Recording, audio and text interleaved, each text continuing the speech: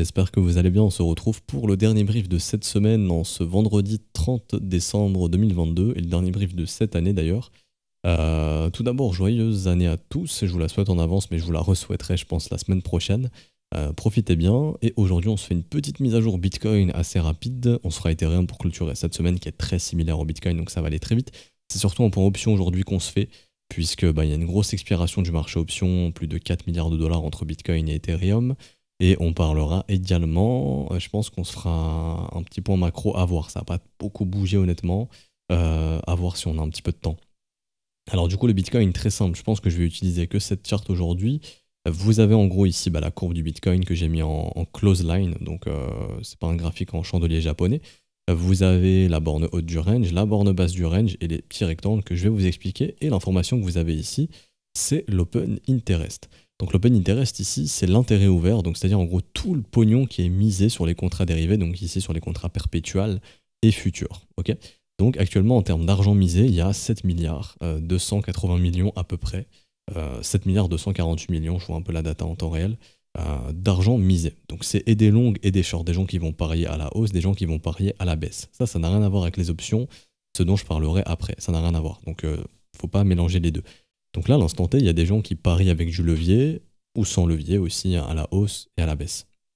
Ce qu'il faut comprendre, c'est que l'open interest, donc le nombre d'argent misé était assez stable pendant que le prix était stable. Maintenant, depuis qu'on est en train de reprendre une petite direction baissière, depuis qu'on a quitté un peu cette zone de range dans laquelle on était bloqué, l'open interest remonte. Ce qui veut dire que là, il y a des gens qui sont en train de parier et à la hausse et à la baisse.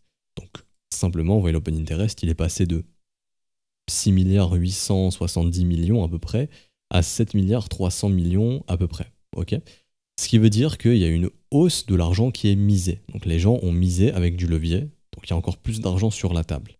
Et ça, c'est ce qui peut généralement déclencher ce qu'on appelle un squeeze. Un squeeze, c'est un mouvement qui va liquider un des deux camps, donc un des camps, enfin, soit le camp des acheteurs, soit le camp des vendeurs. Donc là, on sait qu'il y a du pognon qui a été misé et il y a un des deux camps, ou même les deux camps, ça se peut. Des fois, le marché peut faire un mouvement comme ça. On défonce le clan des acheteurs, on défonce le clan des vendeurs et après on retourne au sud ou inversement, enfin il peut se passer plein de squeezes différents mais en tout cas les gens sont en train de miser du pognon sur les contrats dérivés.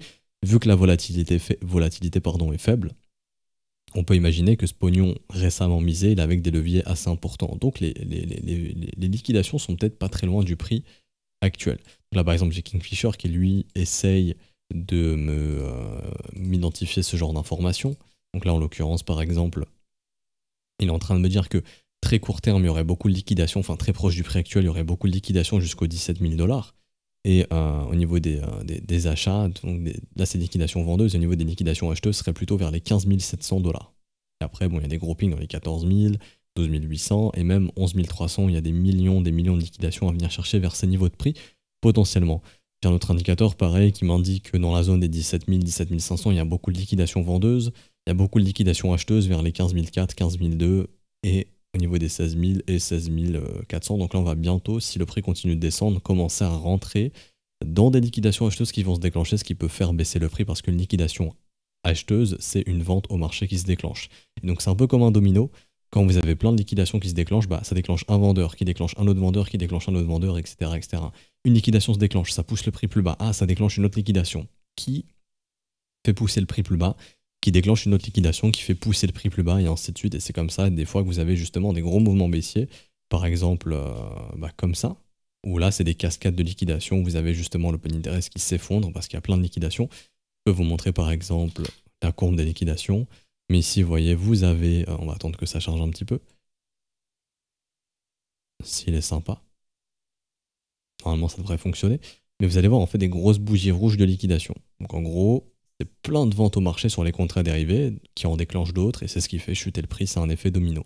Bon, là, il ne veut pas fonctionner. Peut-être qu'il fonctionnera après. Mais bon, si ça fonctionne, je vous montrerai. Sinon, non, je les ai ici de toute façon.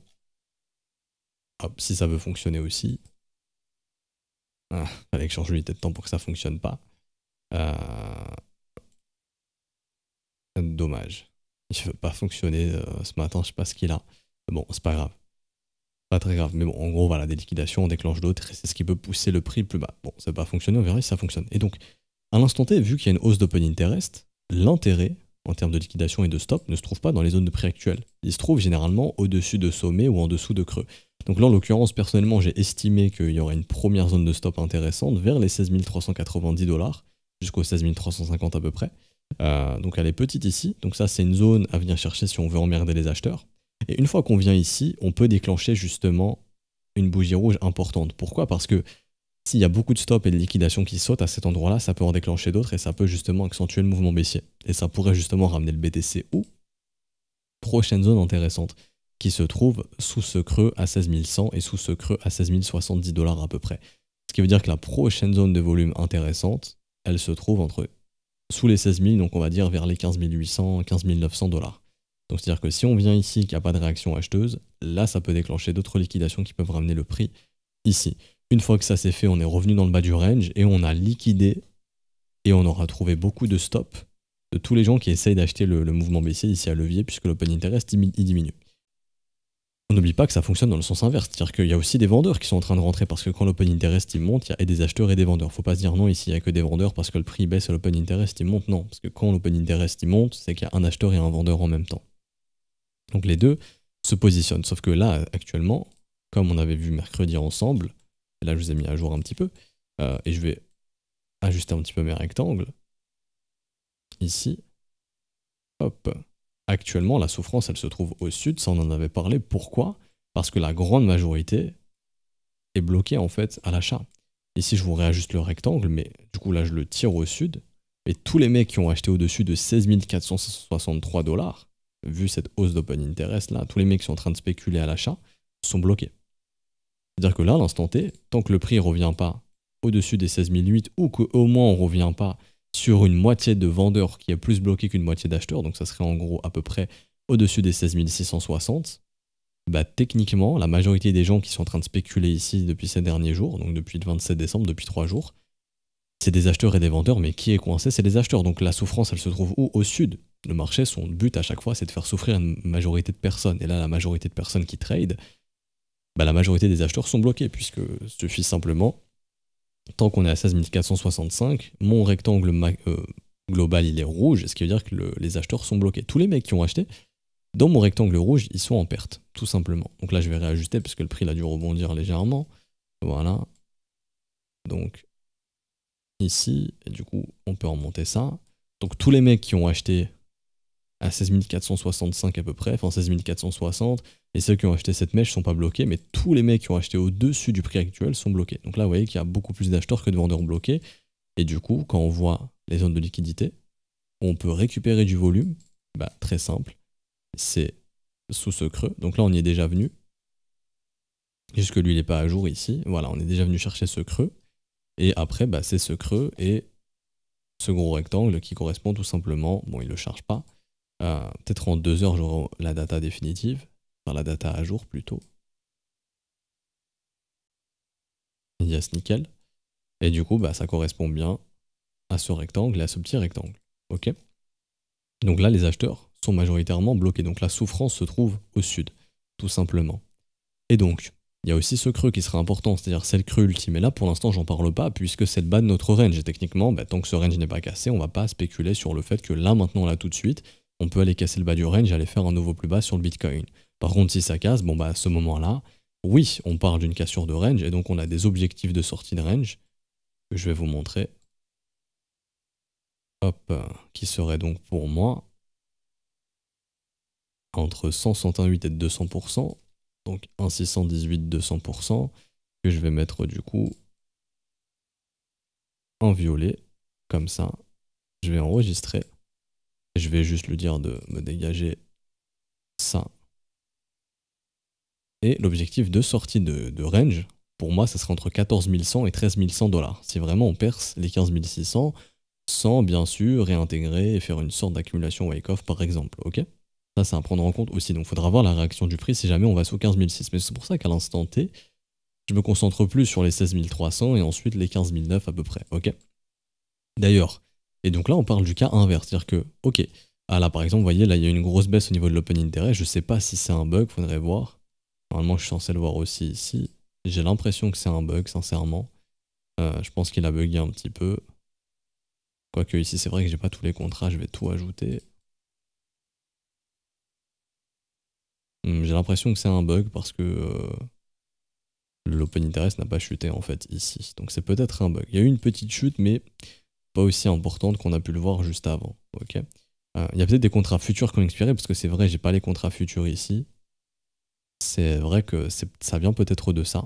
Moi j'ai que les contrats perp sur l'autre, là j'ai les contrats futurs. Je vais lui dire de me retirer les expirations de contrat. Donc non, j'ai peut-être l'impression que c'est un bug, on va hard refresh, comme ça on sera fixé. Bon, mon graphique il va se barrer, mais c'est pas grave. Je pourrais le refaire, il n'y a pas de problème. Non, il est vraiment en train de... Je sais pas du tout, soit il y a un bug, je sais pas, je pense plutôt que c'est un bug perso. Je vais voir c'est quel contrat, hein. Enfin là on va galérer, mais bon, on va voir. Non, non, ça vient pas de là, ça vient pas de là non plus. Je vais retirer tous les contrats futurs, peut-être que ça vient de là. Bon, là c'est des contrats qui n'ont pas expiré. Je retire tout ce qui est contrat à expiration. Bon, techniquement ce sera un 30 décembre, ça vient d'un contrat. Je pense pas que ça vienne de Yobi. C'est trop faible en termes d'open interest. Kraken, je pense pas non plus. Si ça vient sûrement d'OKEx. Voilà. Je me disais bien. Du coup, le contrat sur OKEx a probablement expiré et en fait tout son open interest il a diminué, ce qui fait que là l'open interest il diminue. Mais c'est parce que le contrat futur de OKEx a expiré en fait. Donc c'est pas forcément à prendre absolument en compte ici. Enfin bref. Donc on verra bien s'il y a un impact ou pas, mais vu que c'est une expiration de contrat, c'est pas forcément une grosse liquidation qui a sauté, c'est juste que c'est un contrat qui expire. Donc je vois aussi que quand je retire Binance ici, voilà, on voit que ça baisse un peu plus quand je le remets. Donc là, il y a des contrats de fin d'année qui sont en train d'expirer, des contrats futurs. Mais bon, voilà, c'est ce que vous deviez comprendre. Donc pour faire chier les vendeurs, c'est dans les 17 100, 17 200. Mais là, vu que c'est les acheteurs qui sont majoritairement bloqués pour l'instant, c'est les acheteurs qui sont sous pression, donc on se concentre, je vais y arriver, sur les zones acheteuses. Donc rappelez-vous, 15 900 et ensuite on verra la suite. Chose à noter également, c'est que du coup, je repasse en 15 minutes ici, mais si le prix il commence à s'installer au-dessus de la zone où l'open interest il a commencé à augmenter, qui devient majoritairement bloqué, les vendeurs. Et donc là, ça ouvre les portes justement à faire un short squeeze. Mais pour ça, il faut au moins revenir aux 16 008, ce qui n'est pas forcément le cas à l'instant T. Donc la majorité de gens bloqués sont des acheteurs. Ça, c'est ce que vous devez vraiment comprendre. Donc c'est pour ça que mon rectangle il est majoritairement rouge. Parenthèse fermée pour Bitcoin et son order flow. Techniquement, il n'y a rien d'autre à dire de plus. Et du coup, maintenant, le marché option. Donc ici, vous avez l'expiration de Bitcoin aujourd'hui, qui a un open interest de 2 330 millions, et vous avez l'expiration d'Ethereum, pareil, 2 330 millions. Donc on est sur un peu plus de 4 milliards de dollars, on est entre 4 milliards et 5 milliards de dollars, environ 4 milliards 6 à peu près, 4 milliards 7 même, et du coup, ça va expirer, et il va se passer quoi? Est-ce que actuellement les expirations options peuvent impacter énormément le marché? Je vais vous dire oui et non, je vais vous expliquer pourquoi. Tout simplement parce que actuellement, purement lui, le marché option ne va probablement pas impacter le marché. Parce que actuellement, là où on est en train de clôturer, on avait vu, c'est entre 16 000 et 17 000, on en avait parlé, mais si on clôturait entre 16 000 et 17 000, 95% des acheteurs de calls sont rect, 95% des acheteurs de puts sont rect. Ce qui veut dire que, tout simplement, il y a une tonne et une tonne et une tonne de contrats qui vont expirer ce qu'on appelle worthless, c'est-à-dire sans valeur. Et donc, les mecs, il y a 95% des gens qui vont pas exécuter leur option. Donc en fait, ils vont pas impacter le marché puisqu'ils vont pas décider d'acheter ou de vendre, tout simplement. Il y a une minorité. Cette minorité, c'est les acheteurs de puts à 17 000 et à 16 500 qui, à l'instant T, peuvent potentiellement être en gain. Mais ils sont tellement faibles que ça ne va pas impacter le marché pour Bitcoin. Encore une fois, pour ceux qui n'ont pas compris le marché option, c'est un peu technique, mais je vais vous l'expliquer très simplement. Le marché option, ça permet de spéculer sur un prix futur, ok, en payant simplement ce qu'on appelle un prime. Donc imaginons, je vais prendre le pari que le Bitcoin il sera au-dessus des 20 000 dollars pour, imaginons, en gros, allez, je prends le prochain contrat, le 27 janvier 2023. Si le Bitcoin il est à 30 000 dollars et que moi j'ai acheté un call à 20 000, le 27 janvier, je suis autorisé à acheter mon Bitcoin à 20 000 dollars et je peux le revendre direct derrière à 30 000. Vous allez me dire, oui, mais tonton, pourquoi tu achètes pas directement sur le spot à l'heure actuelle? Parce que si j'achète sur le spot à l'heure actuelle, je vais bloquer une partie de capital plus importante, parce que là, je paye juste un prime. Ça peut être 1/10 du prix, 2/10 du prix, 3/10 du prix, mais je vais payer beaucoup moins cher.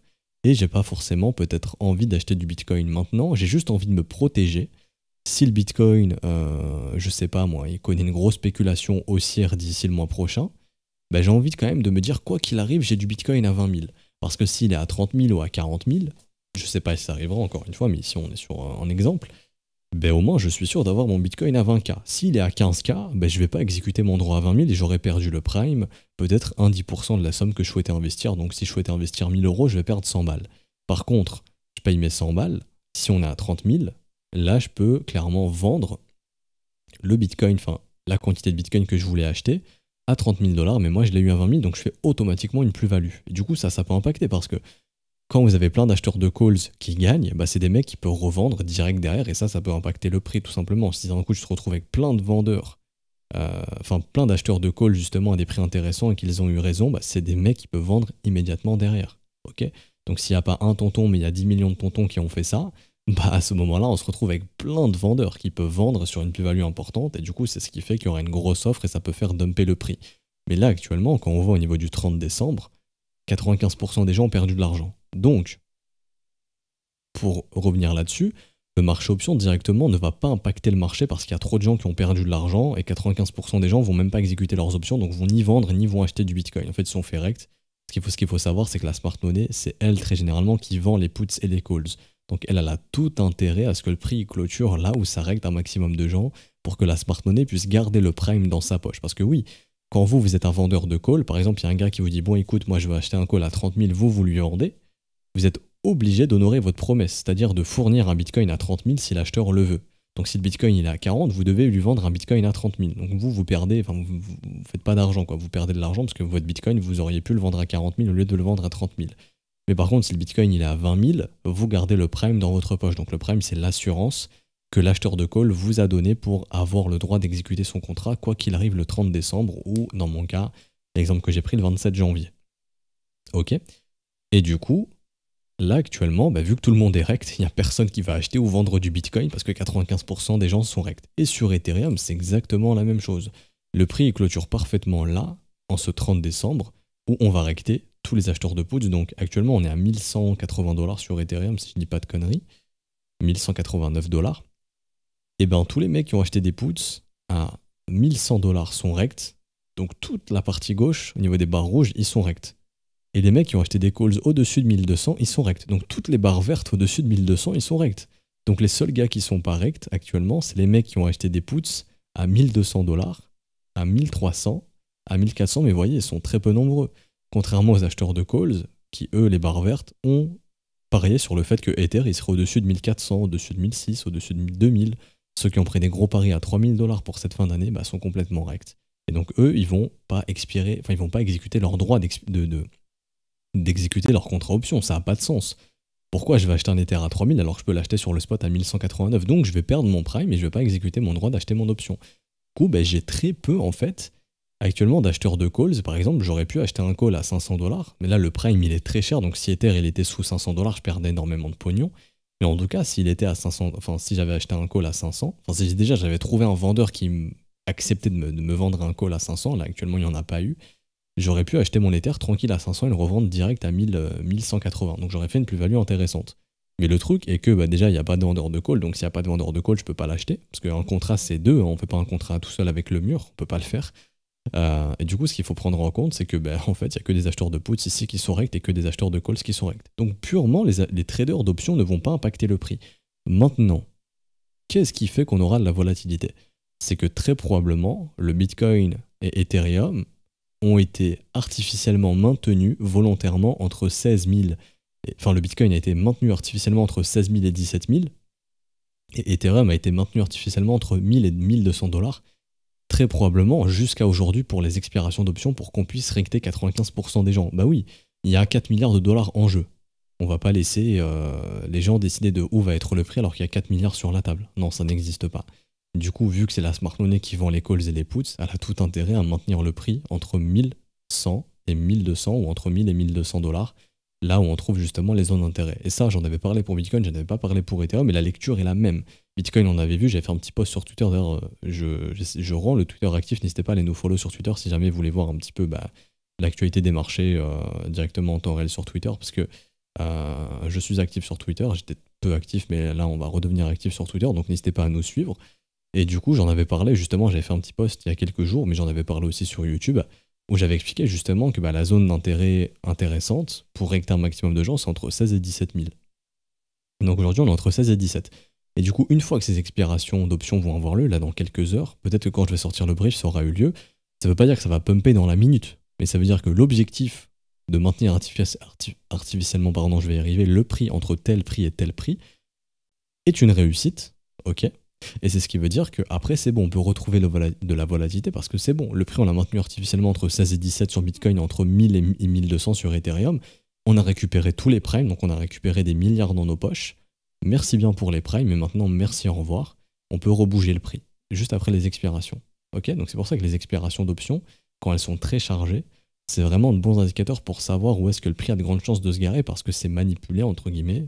Enfin, j'aime pas dire manipulé, mais simplement, tu as de la smart money qui a de l'intérêt à ce que le prix soit là et pas ailleurs. Et comme par hasard, le prix, il est là où on a de l'intérêt, ou la smart money a de l'intérêt à ce que soit le prix et pas ailleurs. Bah oui, parce qu'il y a des milliards qui sont en jeu, tout simplement. On peut pas laisser les gens gagner des milliards, tout simplement. On peut pas perdre des milliards, c'est la smart money qui récupère ces milliards dans sa poche. Et donc c'est pour ça qu'on aura une grosse, probablement de la volate après l'expiration, donc très probablement la semaine prochaine. Peut-être cet après-midi, mais sinon ce sera la semaine prochaine ou grand maximum dans 2 semaines, puisqu'on commence à être très très peu volatile et le marché va devoir prendre une direction. Et du coup, c'est quoi qui prend le relais derrière? C'est le marché perpétuel, tout simplement. Donc une fois que le marché option va expirer, on revient sur le marché perp, et là on voit que sur Bitcoin, ça se met beaucoup à spéculer. On l'a vu, rappelez-vous, court terme.